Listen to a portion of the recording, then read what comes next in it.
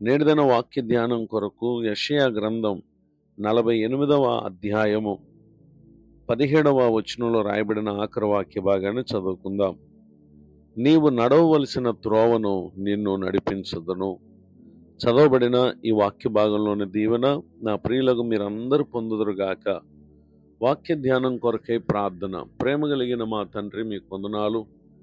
నేడు చదవబడిన ఈ వాక్య భాగం ద్వారా మీరు మాతో మాట్లాడండి. విను మా ప్రియులను ఆత్మలో బలపరచండి. యేసుక్రీస్తు నామములో బ్రతిమలి ప్రార్థిస్తున్నాను తండ్రి, ఆమేన్. చదవబడిన ఈ వాక్య భాగంలో మన ప్రభు అయిన యేసుక్రీస్తు వారు ఆయన మనకు వాగ్దానం చేస్తున్నారు, నీవు నడవవలసిన త్రోవను నిన్ను నడిపించుదును. మన ప్రభు అయిన యేసుక్రీస్తు వారు ఆయన యందు విశ్వాసం ఉంచి ఆయనను వెంబడించినటువంటి ప్రతి ఒక్కరిని ఆయన ఎంతమాత్రం విడిచిపెట్టని దేవుడుగాను, మనకు తోడుగా ఉండి మనల్ని నడిపించినటువంటి దేవుడిగా ఆయన ఉన్నారు. 32వ కీర్తన 8వ చరణంలో, నీకు ఉపదేశము చేసదను, నువ్వు నడవవలసిన మార్గమును నీకు బోధించదను, నీ మీద దృష్టి ఉంచి నీకు ఆలోచన చెప్పేదనని ఇక్కడ తెలియపరచడం మనం గమనించగలం. నిజమే, మనం నడవలసినటువంటి మార్గంలో మనల్ని నడిపించే దేవుడు, ఆయన మనతో మాట్లాడేటటువంటి దేవుడు. మనం ఏ విధముగా కొనసాగవలెనో, ఏ విధముగా మనం ఎదుర్కొనేటటువంటి పరిస్థితుల్లో నిలబడవలెనో తగిన రీతిగా ఆయన మనకు జ్ఞానాన్ని బోధించి మనల్ని నడిపించేటటువంటి దేవుడిగా మన ప్రభువారు ఉన్నారు అనేటటువంటి విషయాన్ని ఈ సమయంలో తెలియచేయటానికి సంతోషిస్తున్నాను.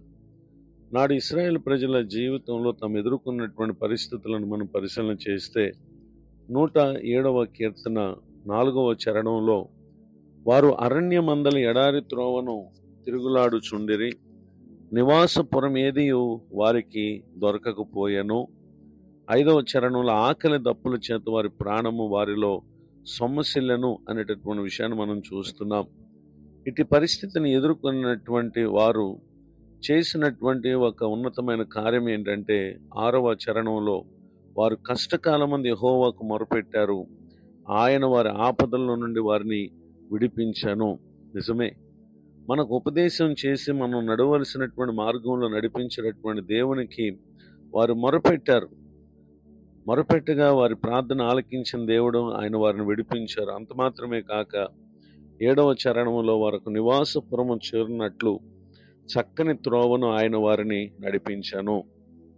ఈ మాటలు వింటున్నటువంటి నా ప్రియ సహోదరి సహోదరులు, నాడు ఇశ్రాయేలు ప్రజలు ఏ విధముగా ప్రభు అనుగ్రహించినటువంటి ఆ నడిపింపును పొంది నడిచి వారు నివాసపురం చేరి దేవునికి కృతజ్ఞతాస్తుతులు చెల్లించారో, ఈ మాటలు వింటున్నటువంటి నా ప్రియులకు మీరు కూడా ప్రభు అనుగ్రహించి నడిపింపును పొందటానికి ప్రభునొద్దకు రండి, ఆయనకు మొరపెట్టండి. నిశ్చయముగా మీరున్నటువంటి ప్రతి బంధకముల నుండి, ఆపదల నుండి ప్రభు విడిపిస్తారు. అంత మాత్రమే కాక మనం చేరాల్సిన గమ్యాన్ని ఆయన చేరుస్తారు. ఏ సమస్యలతో ఉన్నా, ఏ పరిస్థితుల్లో ఉన్నా, ఎటు తోచని స్థితిగతుల్లో ఉన్నా, నేడు ప్రభు మనతో వాగ్దానం చేస్తున్నారు. ఆయన మనము నడవవలసిన త్రోవను మనం నడిపించేటటువంటి దేవుడు. ఈ దీవెనకు నా ప్రియులకు మీరు పాత్రలు కావాలని కోరుతూ ప్రార్థిస్తూ ఈ మాటలు ముగిస్తున్నాను. ప్రార్థన. ప్రేమ కలిగిన మా తండ్రి, మీకు వందనాలు. నేడు విన్న ఈ మాటల ద్వారా నీవు మమ్మల్ని నడిపించే దేవుడు ఉన్నందుకు స్తోత్రాలు. ఈ మాటలు విన్న మా ప్రియులు ఏ ఏ పరిస్థితుల చేత ముందుకు కొనసాగలేక బలహీనపడి ఉన్నారు, కృంగి ఉన్నారు, ఇప్పుడే వారిని మీరు దర్శించుదురుగాక. దైవజనులను, వారి కుటుంబాన్ని, సేవా పరిచయను దీవించండి. నూతన సంవత్సర దయాకిరీటాన్ని ఈ దినం పొందిన మా ప్రియులను మీరు ఆశీర్వదించండి. కృపాక్షేమలు కలుగు చేసి క్షేమకరమైనటువంటి స్థితిగతులు అన్ని విషయాలు దయచేయమని యేసుక్రీస్తు నామములో ప్రార్థిస్తున్నాను తండ్రి, ఆమేన్. తండ్రి, కుమార, పరిశుద్ధాత్మ దేవుడితోనే నడిపించునుగాక, ఆమేన్.